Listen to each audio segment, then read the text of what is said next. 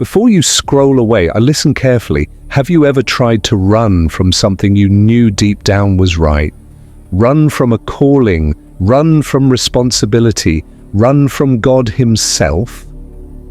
This is not just the story of Jonah. This is a story about us. A story about fear, about obedience delayed, about mercy we don't think others deserve, and about a God who refuses to give up on us, even when we run the other way. Tonight, let this story wash over you. Let it remind you that no matter how far you feel you've gone, God's mercy can still find you. Now, let us begin. Jonah was a prophet, a man chosen by God, a man who knew God's voice. One day, the word of the Lord came to Jonah. Go to the great city of Nineveh and preach against it, because its wickedness has come up before me. Nineveh was powerful, violent, cruel.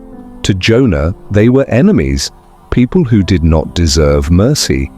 God was asking Jonah to go and warn them so they might be spared. Jonah heard God clearly, but instead of obeying, he turned away. Jonah did not argue, he did not pray, he ran. Jonah went down to the port of Joppa and found a ship heading in the opposite direction, as far from Nineveh as possible, as far from God's calling as he could go. He paid the fare, he boarded the ship, and he sailed away. But running from God does not bring peace. It only delays obedience. Jonah went below deck and fell into a deep sleep. Meanwhile, the sea began to change. A violent storm rose suddenly. Waves crashed against the ship. The wind howled. The sailors were terrified. They cried out to their gods. They threw cargo overboard. They did everything they could to survive, but Jonah slept. Finally, the captain woke him. "How can you sleep? Get up! Call on your God.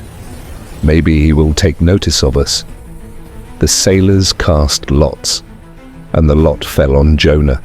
Jonah knew the truth. "I worship the Lord, the God of heaven, who made the sea and the land." The sailors were afraid. "What have you done?" The storm grew worse.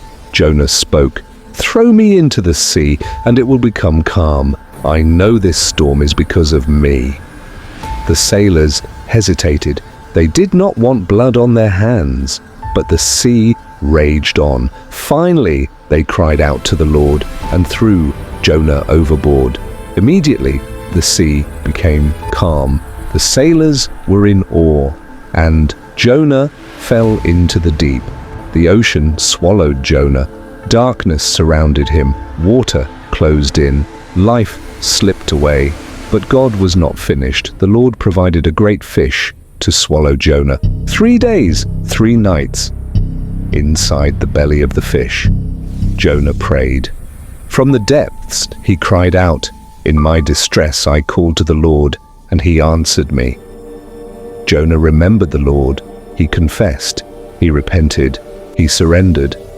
Salvation belongs to the Lord. The Lord commanded the fish, and it vomited Jonah onto dry land. God spoke again. "Go to Nineveh." This time, Jonah obeyed. No argument, no running, just obedience.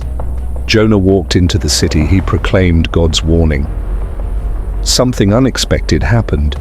The people believed God, from the greatest to the least.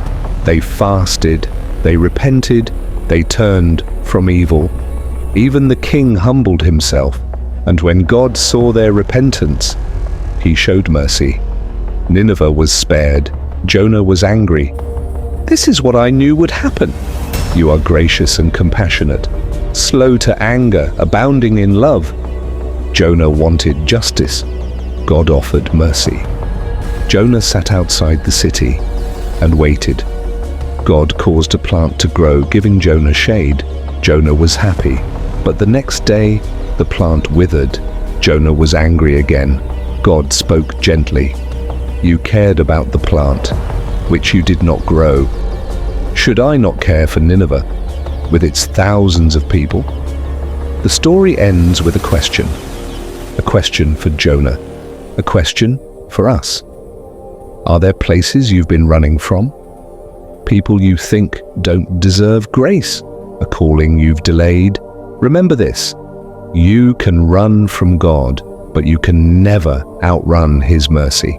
If this story touched your heart, take a moment and like this video. Subscribe to Henry Gospel Toons for more powerful Bible stories brought to life. Share this with someone who needs a second chance. God is not finished with you.